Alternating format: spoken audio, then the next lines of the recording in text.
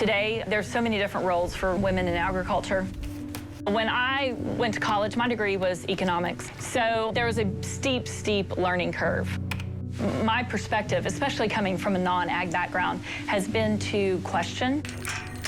I want to know what seed we're planting. I want to know how much everything's costing us. And, why are we doing it this way? What is the purpose of this?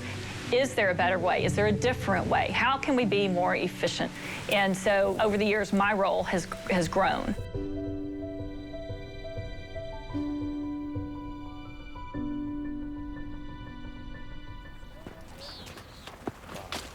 Being part of a farm family was never on my horizon. However, I met John. We decided to get married. Big pivot, here we are. Before we got married, I probably shared the visions of what a farm is with so many other Americans. A very romanticized 50 acres, a cow, a pig, maybe chickens. It's very different than what the reality is. Big combines, big cotton pickers. However, we still have some things in common with that romanticized vision. We still have to work with what's given to us weather-wise. We still have unpredictability, and we have to do it in a manner that is cost-effective. Okay, now we get it right below 500. I'm fourth generation in my family to farm. We've been farming for the same land, a couple of blocks for over 100 years. My name is John Watley. I run a family farm with my wife, Kelly, and my two sons. We farm several thousand acres of cotton, corn, and grain sorghum. So is that the big one you were talking about? We also have a cow-calf operation. The way I've seen farm evolve is the size of operations. Economy of scales is important. We have slowly changed farming practices throughout the years through new technology. Survival sometimes in agricultural is your only goal. Your goal is to be here for next year.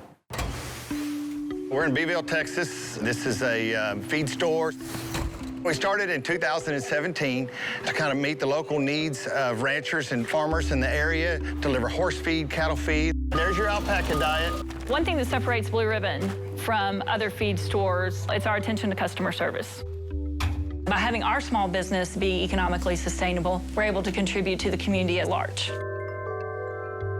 Sections of the store, we have boots, the men's clothing, the kids section, we have the women's clothing, jewelry, accessories. Your kimono. All right. Hey, men can wear kimonos too. Exactly. We want things that are unique that you do not find in any other store in the area. All sorts of animal health products. Your cattle needs to be vaccinated. There are 5 women that run the store with 5 distinct personalities. I like graphic design, advertising, and social media, so that's my strength. One reason we decided to jump in with the group that was starting the store is in agriculture, we're depending on the weather and the markets, and that's not in our control. So we decided we needed to diversify our income. I'm very involved in the visual presentation of the store. Here's some of the photos from this year's crop. And I've started out on the farm taking pictures. I think it is important to share what it is that we do on the farm. We're very transparent.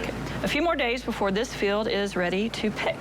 We're happy to let people know what we're doing. And one way that we do that is with social media. I come from exactly the same place most people walking in a grocery store come from. We are just about 15 to 20 miles from the Gulf of Mexico. Like them, I want to have safe and healthy food for my kids. I want to make sure that we're leaving this world as a whole as a better place. So I fully get where today's mom is coming from. Me and my brother have been really lucky growing up. We've been able to be out here and really understand how we have a part in protecting that natural resource.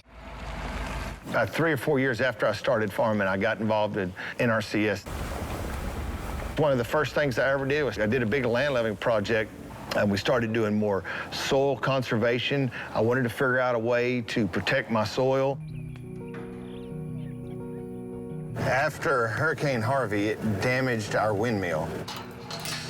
We decided to go in with a water well that's solar powered, and through the NRCS program, they help you with the expertise.